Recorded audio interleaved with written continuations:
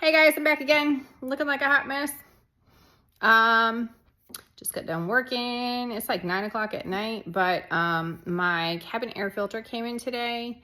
So we're gonna be replacing that tonight. And once my Attack Blue filter gets here, we'll replace that. There was 2 different tracking numbers, and I'd ordered 2 of the K&N filters. They're washable filters, but I ordered a second one anyways, just to have it in case I need it at some point. So there was 2 tracking numbers, and so I assumed like the Attack Blue filter was going to be in one box and then the 2 K&N filters would be in the other. But when I opened the boxes, there was like 1 K&N filter in each box, and so I had to send a message to the company and find out like where my Attack Blue is, because that's the one like I really needed the most, and there's no other tracking number. So yeah, I need my filter, especially since it was like $130 or something like that. Yeah. Anywho, I am going to record this so you guys can see how to change the cabin filter. All right, so see right there, that little compartment back behind these oil lines, that is where your cabin filter is. So you pop these little tabs up, and then this comes down. And there it is. Get this thing out of here. And that thing looks like it is full of leaves and nastiness. So let me get my other filter and have it ready to go in. So this is the one that I'm replacing it with. It is K&N VF 3018, which is a washable high flow cabin filter. It says lifetime, so I bought 2 of them just in case. You know, who knows what could happen.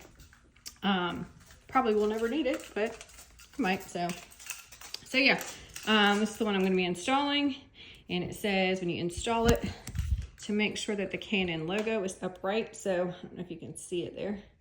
It's on the end there.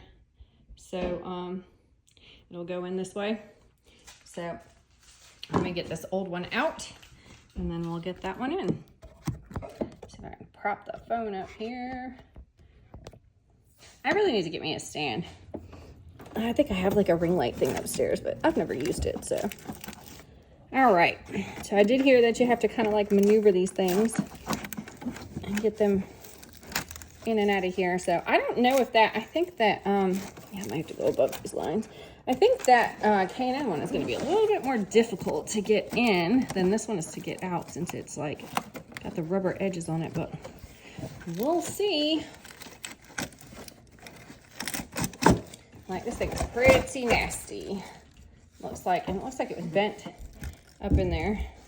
But yeah, lots of leaves and debris, so toss that thing out. Let me take a look down inside there and see. Doesn't look bad. I don't think there's anything left in there. A couple leaves fell out, but it looks pretty good. Sorry if y'all are getting dizzy. Probably using my light to look in there. But yeah, it looks good. Looks clean in there. So we'll go ahead and install the new filter. So we'll see how this goes. It's a little bit, this is a little bit more rigid than the one that I just took out. Oh, hold on, there's another leaf right there. Make sure I get all these leaves out. All right, I think we're good. Oh, nope, wait, down in there. There we go. All right, so put this thing in here and see how well it goes in. Hopefully it's easy, but I have a feeling it's going to be a pain in my ass, because everything is.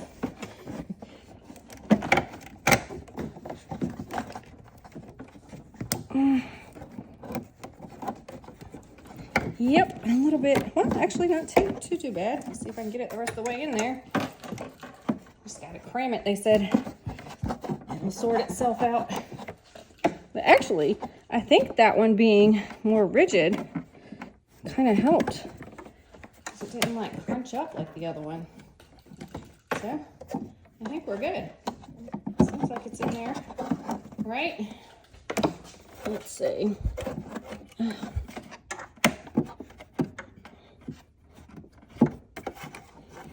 Maybe could come this way a little bit.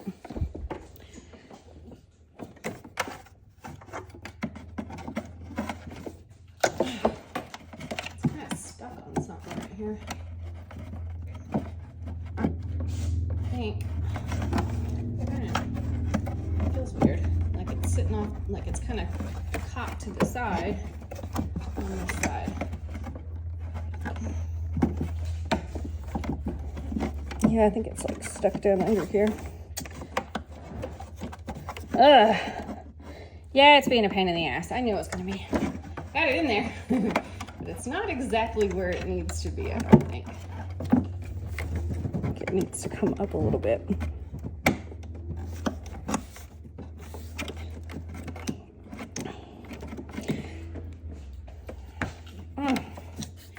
All right, Bob. I think he just likes to annoy me. I think that's all it is.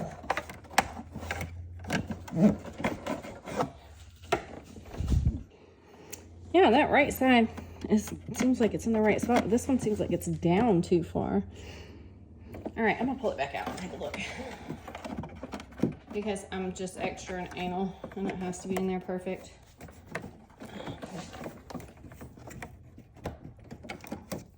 Trying to be real careful with these lines here.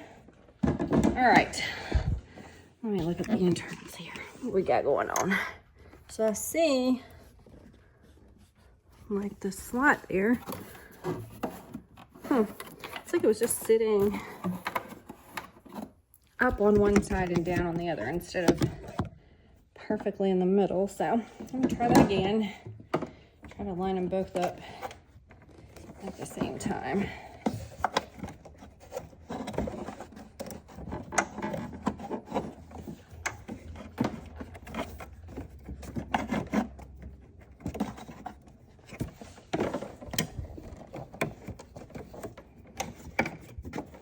I think he just likes to be a pain in my ass.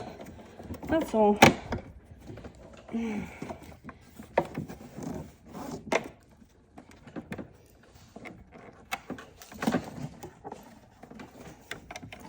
right.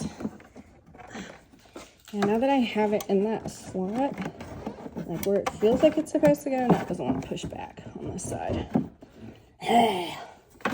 Gotta love it. Not cooperating. Ah, there we go. Well, I guess it is what it is because it's in there. It's just weird. It's like higher up on one side than the other, but it's definitely in the slot on both sides. So I guess we're good as long as it's fully in and the cover can go back on and close. I guess we're good.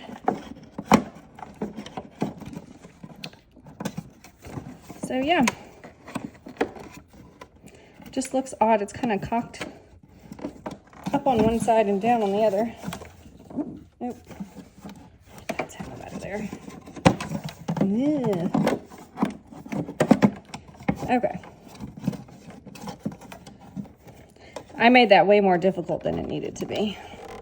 So yeah, it's done. I could have did that in half the time if I wouldn't pull it back out messing with it. Pretty simple. So once I get that blue attack filter, we'll take the intake off here. And I'm curious to see what this thing looks like because, again, like I said on my last video, there's a lot of sand in this car. See? There's a lot of sand and debris up under the hood because the car was in Florida, and so a lot of the sand that was in the air and on the ground apparently got sucked up into the engine bay. So I'm curious if that filter is full of sand. I haven't pulled it out and looked at it yet. I figure I'll wait till the filter gets here, and that way when I pull it out, I can just go ahead and replace it. So that's all for now. When that filter gets here, I will post another video.